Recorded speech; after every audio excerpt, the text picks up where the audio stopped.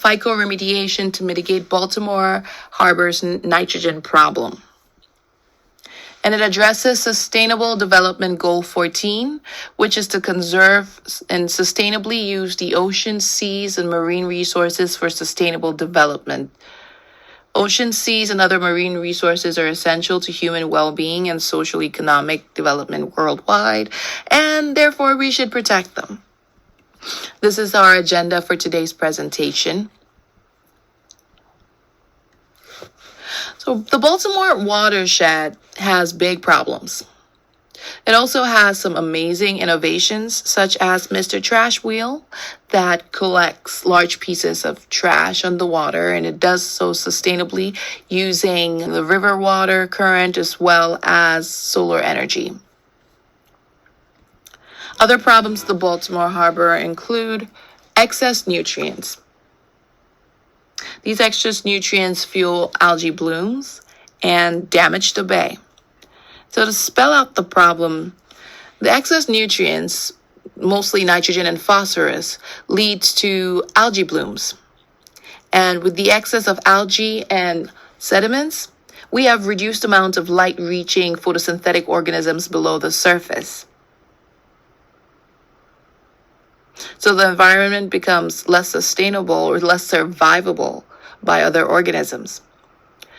In addition, after an algae bloom, the decay of the algae perpetuates oxygen loss as the decomposing bacteria or microbes utilize oxygen, which could have been used by the other organisms in the water body.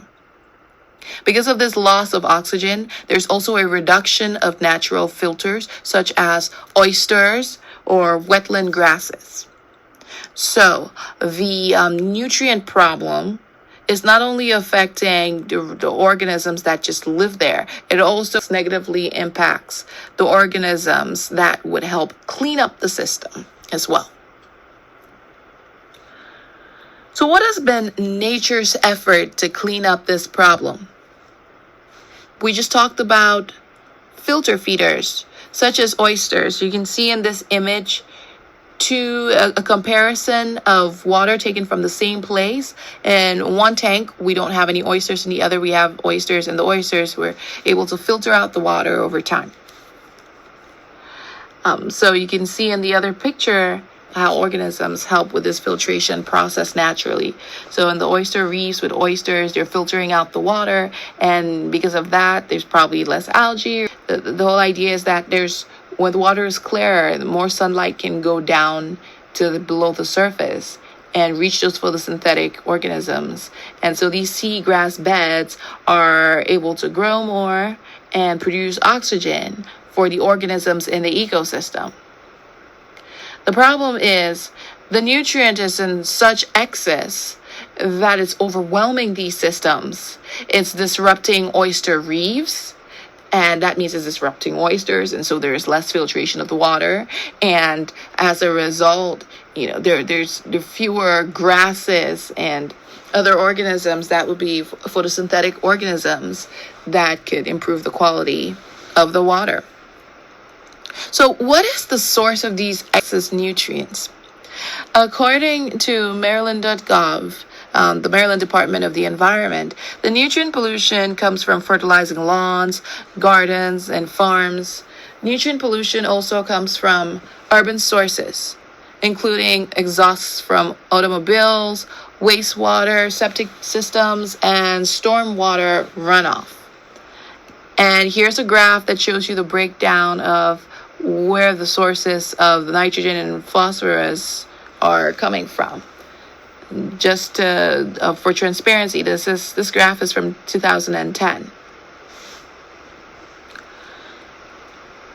What are humans doing to clean it up? And so you can see this article that talks about this. It talks about farmers in suburban and urban areas are being asked to reduce their loads of nitrogen and phosphorus, the two primary drivers of water pollutant. So from here, we can garner that there is citizen awareness as well as habit changes that are being encouraged. I can add to this and say there is also an increase in environmental education and watershed education occurring as well. I can testify to that as a teacher. Some other human efforts that we have been implemented include policy change. In this part of the paper, you can see where they talk about the total maximum daily load of nitrogen. The recommendation is being made from the Back River wastewater treatment plant. The recommendation is made to limit that effluent from 8 milligrams per liter per day to 3 milligrams per liter per day. This was supposed to be a goal by 2017. So we have policy changes that are being put in place to curb the amount of nutrients that are getting into our water bodies. Now let's see how that has been implemented or how that's gone so far. So again, that policy was for the Back River wastewater treatment plant. To achieve this goal, they incorporated an enhanced nutrient removal system. Initially, it was working great. The amount of nitrogen and the amount of nutrients going back into the Back River was lowered, but eventually it became less and less efficient, and it was discharging more and more nutrients, and they were finding more bacteria in the area as well. And they attributed the problem to maintenance and technical breakdowns. There's an article that talks about breakdowns were happening in the upstream processes. So before it could even get to the biological or chemical filtration, the system was already faulty. All right, so we've talked about different things that are happening to help this problem. We've talked about nature's efforts, human efforts. So what more can we do? Well, if nitrogen removal is what we are trying to achieve with such a specific goal, biotechnology can come into play, and it can be an option for us. Even if it was a couple goal, which we can talk about later. But our biotechnological options include phytoremediation and phycoremediation, which can be done within the scope of a photobioreactor. And so this presentation is discussing phycoremediation through aquaponics to mitigate Baltimore Harbor's nitrogen problem. And so what is aquaponics? Aquaponics is a combination of aquaculture and hydroponics. It is a system in which the aquaculture effluent becomes the planted section's influent and vice versa. It is a system that cycles nutrients and water. Fish tank, when the fish, so story time. They produce, The past year, I had an aquaponics tank in my classroom.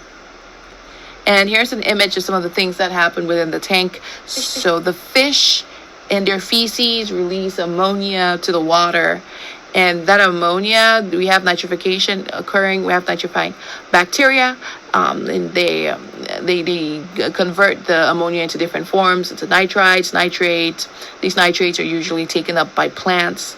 And so the plants filter the water, and we have filtered water going back to the fish tank system, which is important because an excess of those nitrogens and nitrogen derivatives are going to be toxic for the fish. So the plants are helping clean it up, and it's a beneficial relationship. It's a symbiotic relationship. These are some images of our aquaponics system in the classroom. We started the system around December 2022, and when we started, we just had fish in there, bluegill fish. And initially, we had to do water changes because the denitrifying bacteria had not set in yet. The tank was still developing its bacteria. And then eventually, we started growing seedlings and incorporating the seeds and the plants into the system. And as those plants took off and started to grow, we stopped having to do water changes. Our nitrogen was really low in the system. The plants were absorbing that nitrogen from the system for us. So this is a look at what the system looked like by June 8th, around the end of the school year. So the question is, could such a system be scaled up to bioremediate water systems polluted by anthropogenic activities? Could it be used, for example, at estuaries, at the Baltimore Harbor? And what would we need to consider in designing a larger scale aquaponics system for this purpose? Well, one of the things we're going to we'll have to consider is what types of organisms to grow. So this is what we grew in the classroom. We had some lettuces, some tomatoes, and a few other things. But what I want you to notice, to look at, are the pipes that are taking water from the fish tank to the planted section. In December 2022, you can look at pipe A, and it's almost clear. The pipe is almost clear. But by March 2023, you look at that same pipe and it's dark, filled with algae, I assume. Similar, looking at the pipe B in April, the pipe is really darkened. So although we were trying to grow other crops, algae decided to grow as well. So my question is, instead of battling algae, why don't we just grow it instead? Why don't we just do an aquaponics system of algae, of growing algae? So that's the proposal. And there are other studies about this. You can look at this study right here. And the study talks about, in the system, they did a comparative study with aquaponics with vegetation and aquaponics with algae. And in the system without algae, I'm reading from the underlined red line, in the system without the algae, there was more ammonia. So the system that had algae had less ammonia. Let's look at some more evidence for why I think algae growth is perhaps the way to go over vegetation, other types of vegetation. So in this part of the study, they talk about the amount of nitrogen that was taken up in comparison to the biomass, the plant biomass. So here it says 155 grams per meter square per day of vegetable would remove 0.25 grams of nitrogen. So this was the nitrogen removal by the plant versus nitrogen removal by the algae. So 4.15 grams per meter square per day of algae. So this is, you can compare it already, 155 of vegetation to 4.16 grams. It's a lot less algae. Was removing 0.29 grams per day of nitrogen. So the smaller amount of algae was removing even larger amounts of nitrogen. I think that's reason enough to go with algae growth over vegetation if the purpose is an attempt to remove the nitrogen, because then you can grow a smaller volume of biomass and still take out comparative amounts of nitrogen. And why would this be relevant? This would be relevant because you're using less space, right? So these are some examples of photobioreactors that we saw in our lecture on Module 12, Part 3. Of all these systems, I favor the closed bioreactor systems. And even more specifically, I prefer vertical systems because they take up less space. Right? This is another example of some vertical systems if you just do a quick Google search of algae bioreactors. So as a disclaimer, this presentation proposes to couple water decontamination with farming of raw materials for biofuels. We don't have enough time to talk more about algae, turning the algae into biofuel. So we're just going to focus on the first part of it, which is the decontamination. And so this idea of coupling systems is not novel. Here's an example of a system coupling where algae is being produced and it's coupled to a corn ethanol plant. So the corn ethanol plant produces an effluent of carbon dioxide, which is being captured and used by the algae plant to grow algae. And in fact, the CEO of this Green Plains Renewable Energy Center, where they produce algae for biofuels, he talks about how this system that they have is produces 40 times the amount of algae grown in an open pond algae system. This is another reason why I'm very much in favor of vertical growth systems as opposed to horizontal or open pond systems, because you can produce more algae, therefore you can remove more nitrogen. Now, I haven't really found examples of coupling this algae growth plant aquaponic system to an estuary or a larger body. And I guess that's one of the limitations of this work as we consider, can we use such a system? Can we scale it up to remove significant amounts of nutrient pollution? So here's another study that you can see the part that is underlined or that is highlighted, and it says it is evident that the density of plants could be increased to improve the nutrient removal. So speculation on that is that if we keep on adding more and more plants or fungus or whatever we're growing, we can remove more and more nutrients. However, the limitation to this is that it's not been tried on a large scale such as this, right? So another question. So, okay, back to what we will need to consider in designing a larger scale system. And I'm not going to address all of these because we're short on time. But the other question to ask is where to grow the vegetation. And this is one of the other reasons why I am less in favor of the pond system, and I prefer a separate photobioreactor system, which is ex situ.